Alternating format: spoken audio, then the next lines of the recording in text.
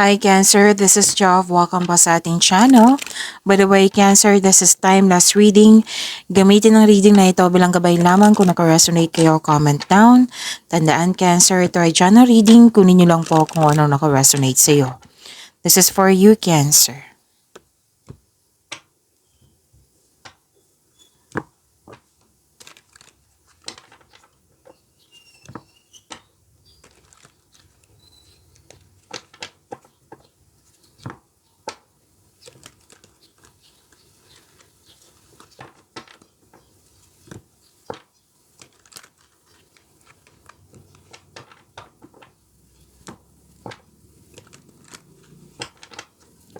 Para po ito sa iyo, Cancer.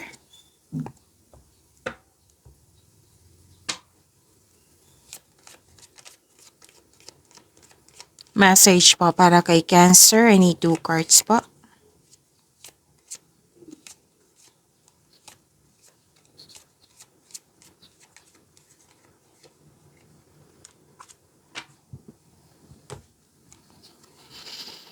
Okay.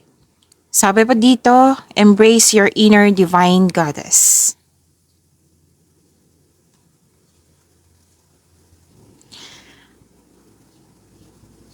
Okay. To embrace your inner divine goddess, mag-focus kayo sa self-love and self-care. Through practices like mindfulness skills, connecting with the nature, and engaging in creative expression. Alagaan nyo yung body nyo, eat with healthy foods, and mindful movement. Honor your emotions. Mag-connect sa inyong intuition at magiging creative. Okay? Connection and expression. Yan yung sabi dito. Practice mindfulness. Prioritize self-care. Nurture your body.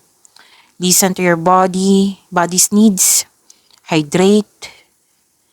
Eat colorful, nutritious foods. Move your body.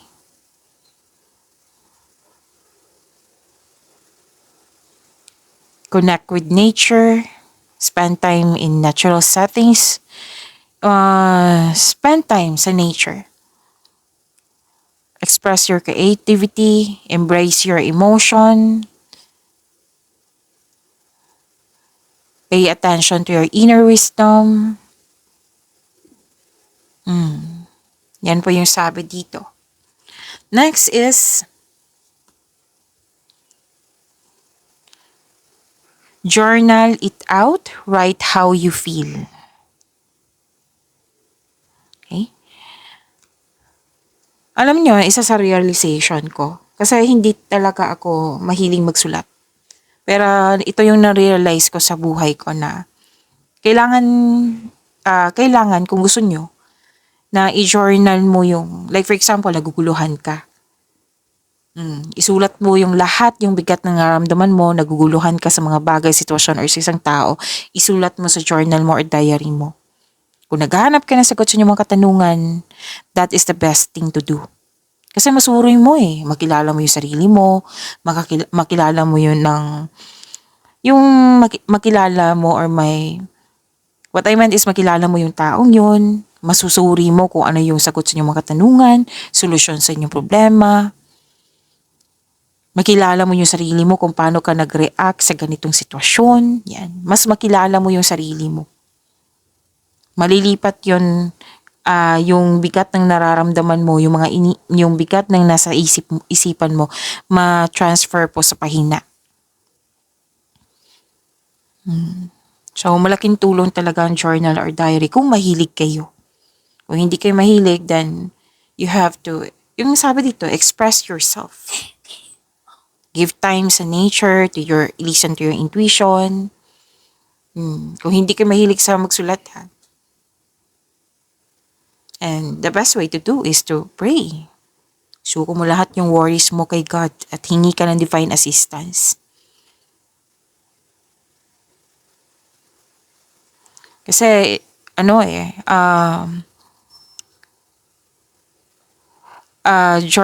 journal it out, write how you feel. Okay, so this is about may nakita kasi ako dito sa dalawang card na ito regarding sa inyong emotion. Okay? Kasi it will help you to manage stress or anxiety. Magkakaroon din ng clarity. This is emotional processing. Itong gagawin mo. Ang ganda.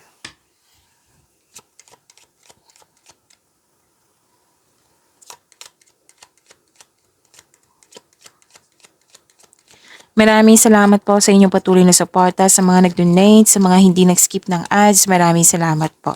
Sa mga hindi pa nag-subscribe, subscribe na po kayo at click bell notification para malaman nyo na may bago tayong video.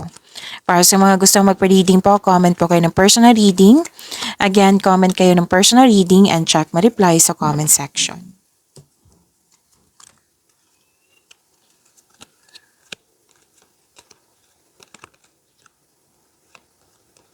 Wow. May usapin dito tungkol sa education, teacher, student. Pwede din nag-self-study kayo ngayon, nagpa-enroll kayo ngayon, or may sinusuportahan kayo dyan na isang estudyante, teacher ba? Ang ilan sa inyo, nakikita ko dito nag-self-study para may makuhang learnings and clarity. Pwede nagbabasa ng libro, document, or sa internet. May malalaman din kayong sekreto. Cancer. At nakita ko rin dito na may nag-uusap na magkakapatid. May exciting na ganap. At good luck and good karma. Positive opportunities, recognition, and may success. Kaya kitang-kita ko yung happiness mo dito.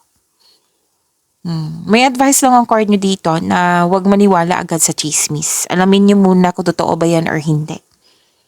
Okay?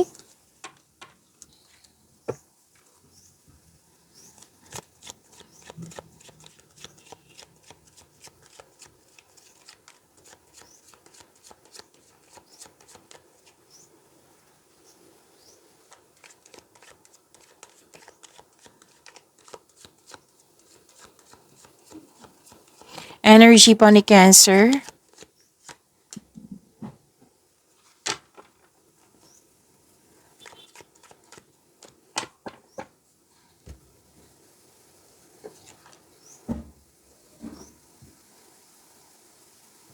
Para sa mga bago dito, kung may napansin kayo na repeating message, yan po yung pinupush tong card sa inyo. Like for example, nanood kayo sa inyong monthly Gabay Tarot reading, second half of the month of October, weekly Gabay Tarot reading at dito 10. At may napansin kayo na repeating message, yan po yung pinupush ng card sa inyo na kailangan yung bigyan ng atensyon, solusyon at aksyon kung maaari po. So, ano yung energy ni Cancer?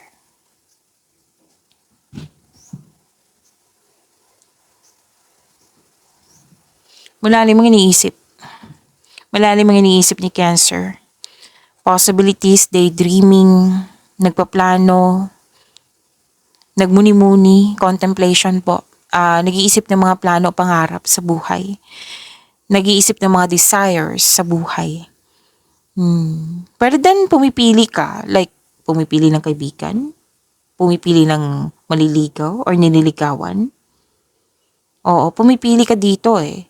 So kung ano man yan na pumipili ka, mag-ingat sa sobrang pag-iisip. Kasi baka ito ay maghatid ng pagkakalito. Baka iyan yung magkakos ng overthinking, di ba? So, ingat lang. Don't hesitate too long. If you're not ready, then skip, lipat muna, change the channel. And may nakita rin ako dito, Cancer, na temptation. Pwedeng temptation to sa isang tao, kahit committed ka na. Or temptation to sa isang bagay. Like for example, maggasta. May ipon ka tapos may nakita kang bagay, gusto mong gastahin. Gusto mong bilhin yon kahit hindi naman siya, yung ipon ay para sa ganong bagay. Okay? So, kung committed ka, kailangan mas piliin nyo po yung inner peace kesa sakit ng ulo. Committed kasi, committed ka 'di ba? So, mas piliin ang inner peace kesa, yun nga, sakit ng ulo.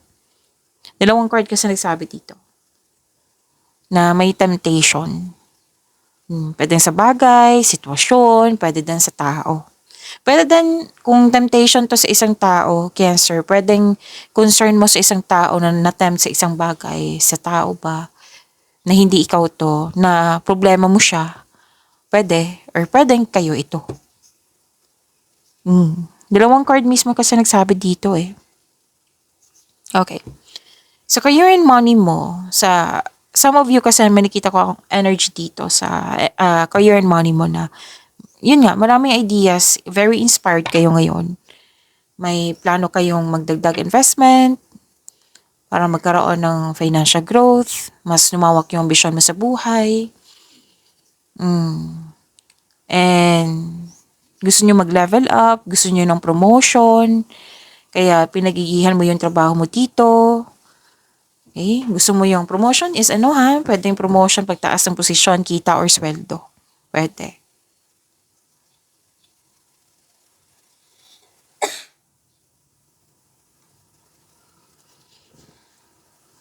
Okay. Nakita ko dito na may tutol sa inyo eh. Tutol sa inyong desisyon, ideas, or plano. Pwedeng ikaw yung tutol or yun nga, may tutol sa inyong desisyon, ideas, or plano. Or di kaya yung nakita ko kanina dito sa dalawang card mo na ito. May usapin tungkol sa third party. Remember, yung sinabi ko kanina sa inyo before tayo nag-start, na kunin nyo lang po kung ano yung naka-resonate sa iyo. Okay? Kasi nakikita ko dito na may ilan sa inyo nagkaroon ng third party concern. Pwede din, hindi kayong involved nito. Pwede sa isang tao. Like, for example, yung matalik mong kaibigan, nagkwento sa iyo na committed siya. Pero na may third party na nangyari. Tapos problema mo siya. Pwede din. Pwede ikaw to, pwede sa isang tao nga. Okay, pwede nalungkot ka sa mga nangyari. Pwede may nangyari ulit na hindi mo control. Pero nakita ko naman dito na binibigyan mo yung sarili mo na i-embrace itong nangyari. Oo. Ang advice kasi ng card nyo dito na accept and free yourself from this kind of emotion. Kaya nga may sinabi dito sa dalawang card mo dito na kailangan mong i-express ito. Kung kailangan iiyak, then go ahead. Kung kailangan na may kausap, then go ahead. Para express mo. Kasi this is about emotion and this one also. Pwede din may loss of connection, hindi nakibuan, tampuhan, or hindi naging balanse yung situation dyan. Pwedeng naalala nyo to, pwedeng nangyari ngayon, pwedeng may away na nangyari. Kasi may nakita ko dito. Na di ba may advice ang card nyo dito kanina na huwag maniwala agad sa chismis. Alamin nyo muna kung totoo ba yan or hindi. Kasi parang na-trigger ka dito eh. So, yun yung advice ng card nyo dito. Pwede din hindi ka komportable sa place mo ngayon. But you must process this kind of emotion. You must process this, and allow yourself na magkaroon ng healing. Kaya nga sinabi sa dalawang card mo na ito eh. Embrace your inner divine goddess. Journal it out, write how you feel. Kasi makatulong yan sa iyo para sa healing. I-heal mo yung sarili mo at mag-move forward kayo into a new direction.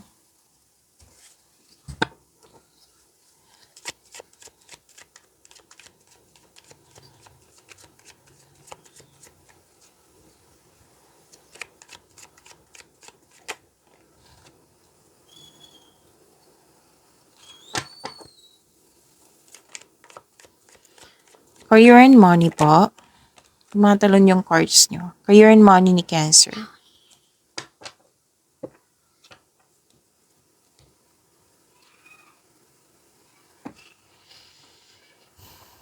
Okay, so career and money. Cancer. May parating na masaganang panimula sa trabaho mo, workplace mo, sa negosyo mo, sa trabaho mo. Mag-ingat po kayo sa paggawa ng plano para magtagumpay ito. May nakita nga ako dito, Cancer, na may mabuting balita ukol sa bagay na papasukan. Like for example, job application, scholarship application, loan application, any kind of application, natanggap po. And ang ilan nga sa inyo, kakasimulan lang sa trabaho, sa negosyo. Ang advice ng card nyo dito, patuloy mo lang ang pagsisikap na ito, Cancer. Tutukan mo ito kasi magkakaroon ng self and financial growth.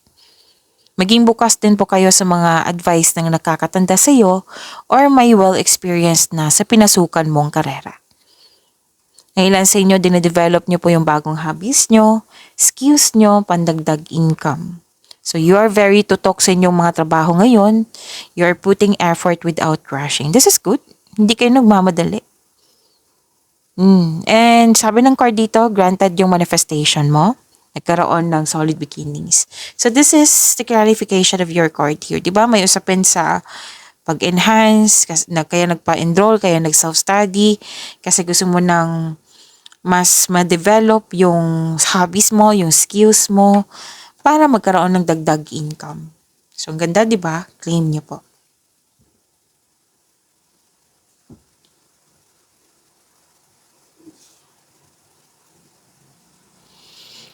Gumagawa ka ng logical na aksyon sa iyong mga layunin sa buhay na maaring humantong yung may leadership role, napili ka na maging boss, na maging na magkaroon ng promotion. Di ba? Ito yung gusto mo. Ito yung dahilan na magkakaroon ka ng ito yung dahilan, okay, na nagkaroon ng promotion po.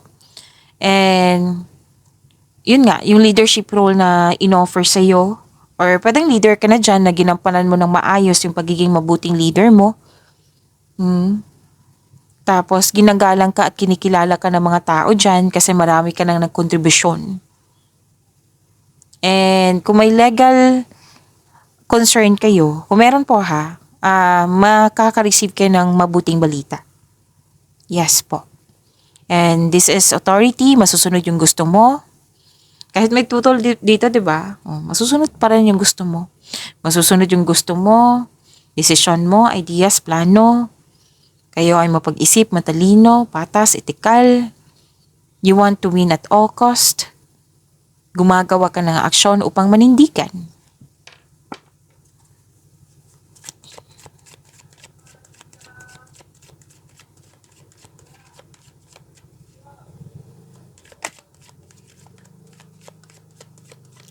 Love life, self-love, partnership, and romance ni Cancer.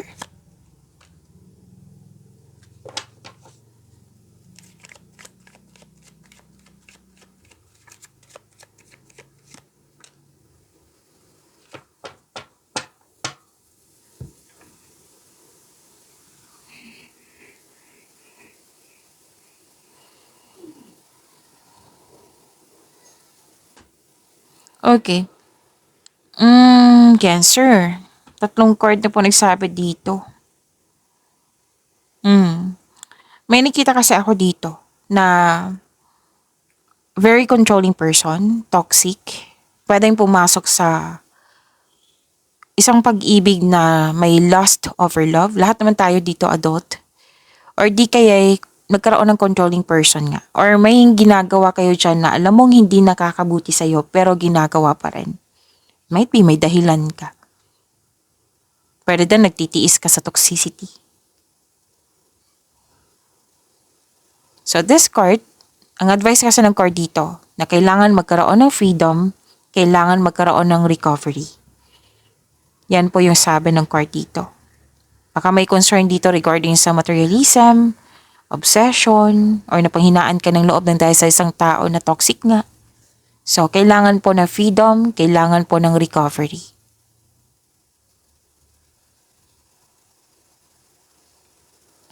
Single ka man, may relasyon sa buhay mag-asawa yan, ha?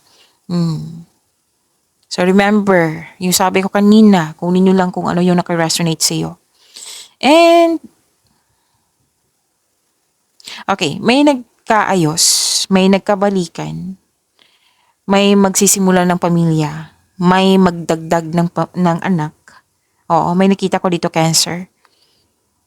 And may dumating na pwedeng tao, bagay, or sitwasyon na naging inspired ka. Kaya ka naging masipag, kaya ka naging inspired ng dahil sa dumating sa inyo. And may sabi din ng card nyo dito na stay open sa mga signs na bigay ni universe. Oo. And take action when they appear. Okay? Pag-imani nyo po yung blessings sa binigay sa inyo, Cancer. See you tomorrow. Maraming salamat po.